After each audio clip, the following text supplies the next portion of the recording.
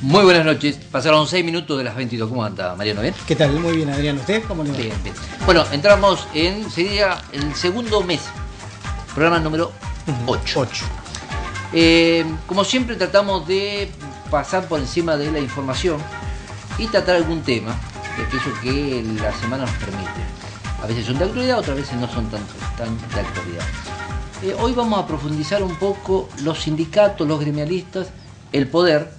Vamos a tratar de no meternos demasiado y dar nuestra opinión, sino hacer una simple descripción. Pero vamos a tener, obviamente, opiniones. La pregunta que un poco planteamos es si es conveniente, cuál es la visión de los gremios en la cercanía con el poder político. Bueno, un tema que además la pregunta está precisa. ¿Qué pensás de la relación entre los sindicalistas y el poder? Si es un vínculo lógico, si es natural, porque ellos manejan cuotas de poder, que no está bien, deben evitarlos, o está mal, los sindicalistas deben funcionar como contrapoder. Esto está planteado en Facebook, por supuesto, ustedes pueden ir participando desde allí, desde las redes sociales. Ya vamos a estar recordando las vías de comunicación de este programa. Pero bueno, es un tema que obviamente va a estar circunscripto a Río Negro. El Twitter, Agenda Pública TV, @Agenda Pública TV. Bueno, el Facebook es /Agenda Pública. El teléfono celular para enviarnos mensajes de texto, 1547-6564. Y el teléfono del canal, 431-786. Decía, más allá que nos vamos a circunscribir a la situación de la provincia de Río Negro, la historia del sindicalismo y el poder en la Argentina tiene una historia que, digamos, a lo largo del tiempo uno puede ubicar en varios lugares, pero quizás y refundacional desde el peronismo hacia aquí. Y bueno, reconocemos que el sindicato, los gremios en sí, son un poder en sí mismo. Cuando hablamos del poder, hablamos particularmente del poder político. Vamos a dar algunos ejemplos, nos vamos a meter en algunos temas puntuales, particularmente de aquellos gremialistas que hace mucho tiempo que están en el poder, en la conducción de sus gremios. Pero bueno, y otro tema tiene que ver con un tema que nos veníamos debiendo, que es la situación política de Patagonia. De la misma manera que hicimos un escenario político con la cantidad de candidatos en la ciudad de Viedma, vamos a transmitir esta misma idea en la ciudad de Patagones. Ya están cerradas las listas, ya empezó la campaña también en la ciudad de Patagones. Vamos a compartir con un colega Maragato para que nos oriente también un poco en esta realidad, porque obviamente Patagones también elige y veremos cuáles son las alternativas planteadas. Bueno, ya está planteado así de alguna forma los temas, ahora nos presentamos.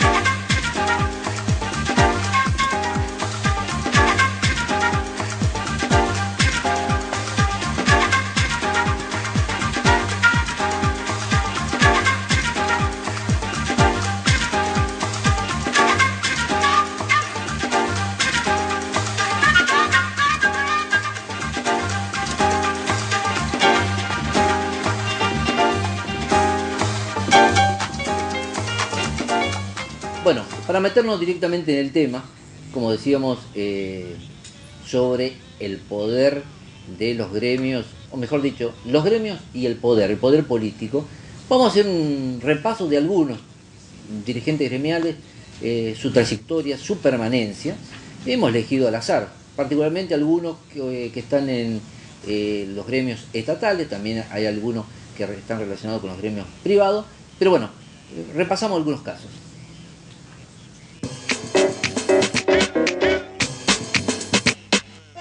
Los gremios y sus lazos con el poder. Capítulo Política. Juan Carlos Scalesi de UPCN asumió en 1994. Lleva 17 años allí. Se declara peronista, pero hoy es diputado de la Concertación. Candidato otra vez del oficialismo. Alejandro Gatica, del gremio legislativo, asumió en 1994 y cumple también los 17 años al frente del gremio. Este es su 6º mandato. Se confiesa peronista, pero se alinea con el oficialismo. Damián Miller asumió en 2005, cumple su 2º mandato. En 2007 se sumó a la concertación gobernante. Carlos Anzuerro, del gremio de los viales, asumió en 1994. Lleva 17 años allí. Es director de Viarse desde 1999.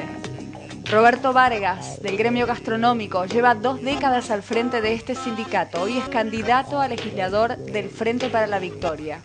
Marcelo Mango, de Unter, asumió en 2010. Es vicepresidente del Frente Grande. Este partido integra el Frente para la Victoria de Soria Beretilnec. ¿Qué pasa en la relación entre los sindicalistas y el poder? ¿Es un vínculo lógico?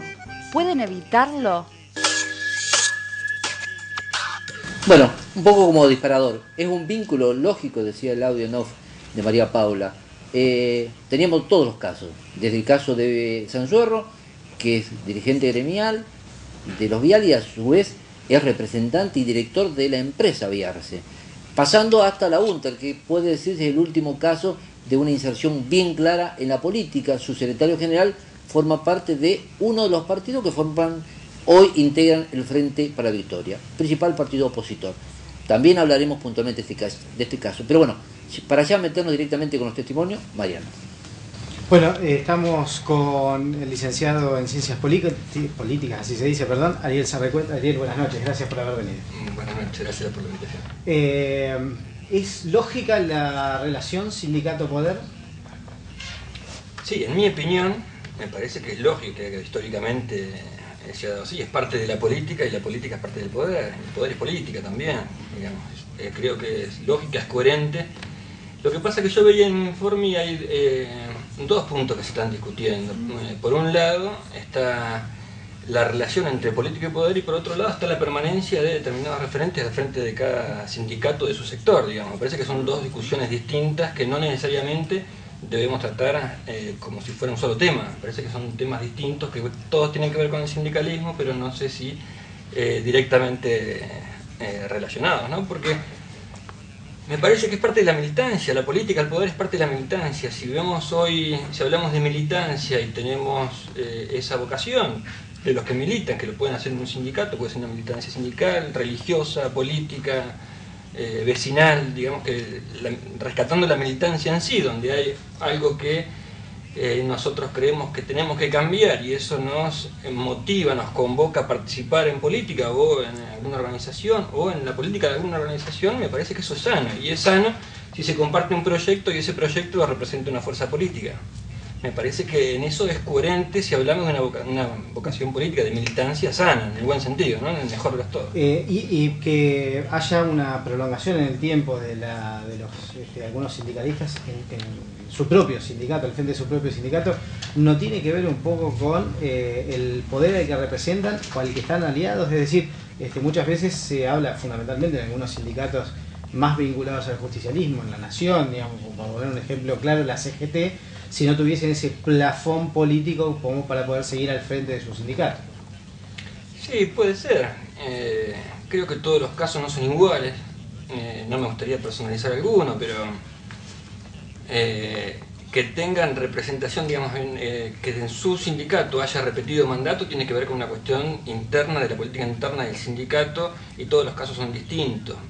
Creo yo, y esta es una opinión personal, digamos, y no muy fundada, es un criterio, creo que tiene que ver con, en muchos casos, con el protagonismo que tuvieron en décadas, en momentos de crisis, ¿no? En la década del 90 los sindicatos tuvieron, me parece, un rol importante, que eso los llevó a los que están desde esos momentos a tener un plafón de legitimidad para continuar. Me parece que tuvieron un rol muy importante en esos momentos, tanto desde el punto de vista sindical como desde el punto de vista de la provincia. En momentos de crisis en donde se discutían salarios, había que tomar decisiones importantes y creo que se tomaron en acuerdos entre el gobierno de turno con la representación sindical, se tomaron buenos acuerdos que llevaron a sus representantes sindicales a tener, me parece, algún plafón en la respuesta posterior a sus afiliados para tener continuidad. Después, me parece que sí, que es necesaria la democracia interna, me parece que estamos en un proceso de transformación de los sindicatos. Históricamente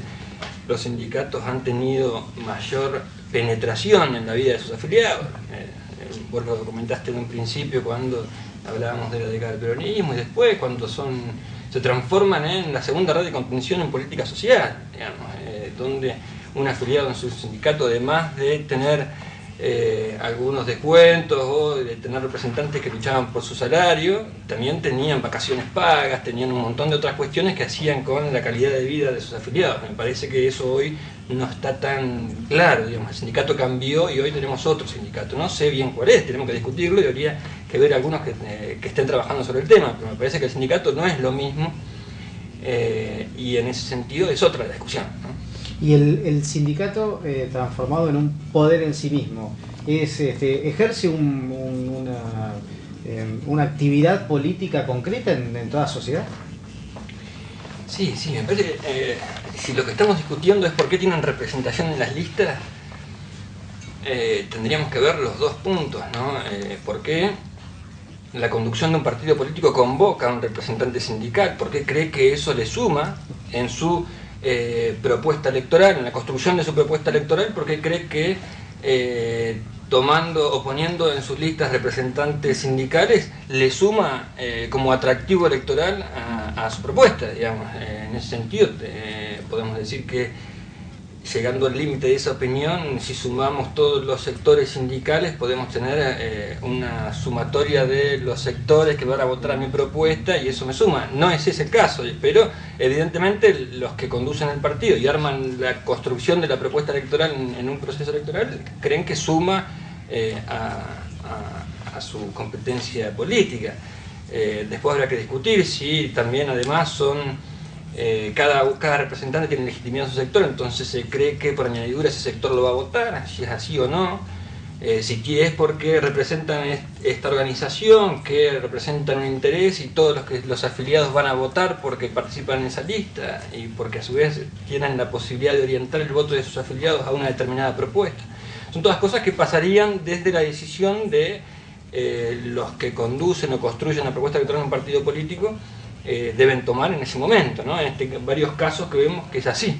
Después hay que preguntarle a ellos por qué. Claro. ¿Hay explicación política o pragmática cuando se ve, por ejemplo, en Río Negro, que la CGT, la pata peronista y sindical histórica, por lo menos en Nación, hoy no está participando activamente en la fila de justicialismo, sino que por el contrario está adherida a la oposición histórica, digamos, del justicialismo, que es el radicalismo? Y yo creo que tiene que haber necesariamente un poco de todo. Si tengo que tomar partido, me quiero creer que no, digamos, ¿no? Pero la pragmática no hay que descartarla, hay que ganar las elecciones y para poder tener algún protagonismo o tener un espacio en donde poder llevar adelante un proyecto de gobierno, tengo que ganar las elecciones y en la ingeniería electoral construir una propuesta que sirva para ganar elecciones. Y por otro lado tenemos la otra postura que dice, no, bueno, compartimos un proyecto de provincia. En este caso tenemos algunas cuestiones en común, queremos llevarlas adelante y este es el proyecto que me contiene, esta es la propuesta que me contiene y yo voy por este lado, ¿no? Tenemos que tener en cuenta que yo me quiero quedar con la segunda, me quiero quedar con que hay una idea, un contenido, dentro de un espacio político hay un proyecto y dentro de ese proyecto determinadas ideas que contienen a estos representantes que dicen que comparten una forma de ver la política y de ver la provincia en el futuro. Yo me inclino por esta idea. Ariel, gracias por haber venido. No, gracias por invitar. Un aporte, una visión. Nosotros vamos a seguir discutiendo, vamos a seguir incorporando opiniones a este tema. Recuerden que pueden participar del programa a través de las redes sociales, por ejemplo en Twitter, agenda Pública TV. También a través de Facebook, está la barra, Agenda Pública, el teléfono celular 15 47 65 64 y el teléfono del canal 43 17 86. Bueno, Mariano nos permitía así ya ir a otro bloque y nos acompaña un dirigente gremial, Pedro Villara. Pedro, ¿cómo le va? ¿Bien? Buenas noches, ¿qué tal? No, uno de los temas que nos habíamos planteado en el informe era varios casos de dirigentes gremiales con mucha permanencia en la conducción. Y nos usaba un poco como disparador para plantear, bueno, si es bueno estar mucho tiempo, si no. Y lo relacionábamos, bien lo definían recién, que a lo mejor son dos temas distintos. Uno, la permanencia en la conducción gremial, mucho tiempo, si 2 décadas en algunos casos, se va a repetir, en el caso de las conducciones estatales, ese puede ser un tema. Y el otro tema es la relación que tienen los dirigentes gremiales con el poder político. Y yo ponía el caso, cuando cerrábamos el otro informe, el caso de la UNTER, que uno advierte como que está entrando en una disputa interna pocas veces vista, y mucho tiene que ver la cuestión partidaria. Es una visión muy particular. Bueno, un poco ya introducido el tema, ¿qué opinión tenés del presente hoy de la UNTER? Bueno, en principio, con respecto a la permanencia en el tiempo de la dirigencia, yo creo que esto lo ratifica o un poco ordena ese proceso. Son las elecciones que hay en los sindicatos. En el caso nuestro, un claro ejemplo fue la última elección, donde nosotros, quienes integramos el proyecto de la lista Unidad Azul Arancibia, perdimos las elecciones por un escaso margen, pero perdimos. Pero en la UNTER nunca se ha dado el caso, yo recuerdo, nunca se ha dado el caso de muchos años de permanencia, creo, ¿no? Que esto se debe a que deben estar garantizadas los espacios electorales, y si alguien es ratificado en el tiempo, habrán sido los afiliados y afiliadas quien... ¿Vos tenés duda de otros? ¿Quién lo ha decidido así? No. Creo que yo no comparto la visión de algunos sectores sindicales que indilgan la permanencia de otros compañeros de otros sindicatos que por ahí conceptualmente o en concepción de forma ideológica en la manera de conducir continúan a hacer una crítica o poner una sospecha en ese marco, porque evidentemente hay el conjunto de los afiliados así lo han permitido. Así que creo que en el caso de la UNTER lo tiene resuelto y no es ese un problema. Después, con respecto a la cuestión partidaria, uno de los principios fundacionales de la UNTER es la independencia de los partidos políticos. No es el caso que lo que ocurre ahora, ¿no? Porque Mango es el vicepresidente del Frente Grande, uno de los partidos opositores. Sí, bueno, entiendo una participación personal del compañero Mango. No creo que esto se traduzca a todo el conjunto del colectivo docente, que por cierto está integrado internamente por distintas visiones ideológicas y de concepción del sindicato, y están los compañeros de izquierda, nosotros que planteamos un sindicato reivindicativo y propositivo. Nosotros tenemos como referente al compañero Marcelo Nervi, que con mucha honestidad política desde siempre ha reconocido su pertenencia al Partido Justicialista, y lo que sí, quienes lo conocemos a Marcelo, respetamos y bancamos en cierta forma profundamente es su capacidad para mantener la independencia del sindicato del mismo partido. Yo también soy peronista, y jamás el partido a nosotros nos llamó para pedirnos una medida, en este caso por ser un partido opositor por tanto tiempo. Y creemos... Ahora, ¿es conveniente o no es conveniente la exposición de Mango como integrante del Frente? Lo que pasa es que el escenario político, siendo parte de la oposición, por ahí nos genera muchas cuestiones, porque bueno, se es oposición. Creo que la puesta en situación del compañero ante un eventual triunfo del Frente para la Victoria lo dejaría en una situación, si se quiere, compleja, ¿no? Porque ahora, sería parte del gobierno y a la vez parte del sindicato. Pero de la oposición también, Pedro, porque siempre se origina alguna suspicacia si se prevalece el mandato gremial o si hay una decisión partidaria. Es decir, sí, nosotros tuvimos esta discusión. Yo personalmente respeto la decisión del compañero de participar partidariamente. Creo que está en todo su derecho de hacerlo. Sí tiene la responsabilidad política y sindical de preservar la autonomía de la organización, y obviamente que se está en un hilo muy delgado a la hora de evaluar esta situación. Metiéndonos en otro tema, en el audio se decía claramente, ¿es lógico o no es lógico la relación con el poder? ¿Cuánto? Y ustedes siempre han mostrado, ustedes y Scalesi siempre han planteado dos alternativas distintas. Scalesi ha dicho, o los Vial incluso, lo mejor es tener una relación fluida para negociar mejor. Y ustedes han planteado generalmente la confrontación. Creo que esto tiene que ver con los escenarios políticos que se han presentado. Nosotros hemos confrontado fuertemente con el gobierno, a diferencia de otros sectores, cuando nos llevaban la caja de previsión social, por ejemplo. Hoy yo escucho a referentes que en su momento dieron la anuencia para que esto ocurra, de que están planteando que vuelva la caja de previsión a la provincia.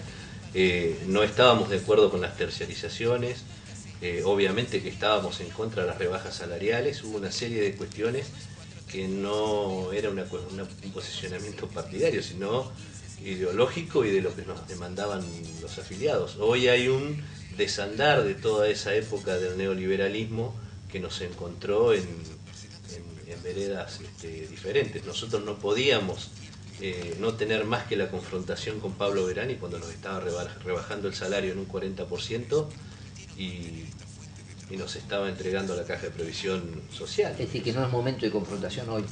Es un escenario, es un escenario diferente que la misma sociedad lo evalúa y lo caracteriza de una... ¿Ustedes notan la presión esa de la sociedad?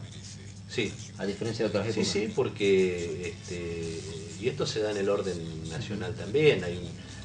Es innegable que ha habido un avance de los sindicatos en cuanto a convenios colectivos de trabajo, a paritarias abiertas, que obviamente se corresponde después con un accionar distinto del sindicato a aquella época de los 90 que era de resistencia. Hoy, ¿cómo está la UNTER? Porque repasando un poco, uno advierte, lo que ha seguido mucho la historia de la UNTER, el gremial, ve a la UNTER en una interna que muy pocas veces, por lo menos desde lo público, generalmente había interna, pero nunca se había planteado tanto en lo público. ¿Qué está ocurriendo en la UNTER? ¿Es otro escenario, como decís vos, también en el gremio? Entiendo tiene que ver con las formas de llevar adelante una conducción. Nosotros siempre dijimos que ideológicamente no tenemos grandes diferencias con los compañeros que hoy conducen la UNTER. Sí tenemos diferencias metodológicas y creo que esto se está poniendo de relieve por estos días en cuanto a la interpretación del estatuto, a la realización de los congresos, qué congresos son legales o legítimos y cuáles no, y en el medio definiciones que atraviesan al conjunto de la docencia. Y creo que Marcelo Mango, nuestro secretario general, tiene que recapacitar en cuanto a la forma y volver a los canales históricos y orgánicos que ha tenido la UNTER, reivindicar las asambleas, los plenarios secretarios generales, y que esto garantiza, si se quiere, la autonomía del sindicato. Uno como dirigente puede tener una posición, pero si el conjunto de los afiliados y afiliadas en las asambleas y después en el Congreso, que son los espacios naturales de definiciones, nos dicen otra cosa, entonces el rumbo que habrá tomado el conjunto va más allá de lo que piensa quien conduce el sindicato. Yo siempre vi a la UNTER como un gran elefante que quien conduce trata de llevar adelante tantas voces y tanta participación porque la tiene, y nos parece que eso que hace a la esencia de la organización no la debemos perder en función de imponer alguna cuestión o alguna definición política que ha tomado la conducción, y en todo caso también nos incluimos en una reñida interna que no le hace bien al conjunto de los docentes. Creo que tiene que haber una autocrítica de ambas partes, pero sería hipócrita negar que hoy la UNTER navega en una interna importante que no le hace bien al conjunto. Mariano. Recién estaba escuchando atento a Pedro y dice una cosa importante sobre esto. La interna empieza a ser importante, empieza a dividir incluso opiniones que antes estaban muy concentradas en un reclamo puntual. Tiene que ver esto, y a propósito del tema que nos trae acá, esta cercanía de la conducción con un partido, con un determinado grupo de poder político, ¿tiene que ver esta impronta nueva del gremio o tiene que ver con situaciones de visión de conducción de gremio y la política partidaria y ese poder al que se estaría acercando a la nueva conducción queda un poco de costado a la hora de pensar hacia adentro del sindicato?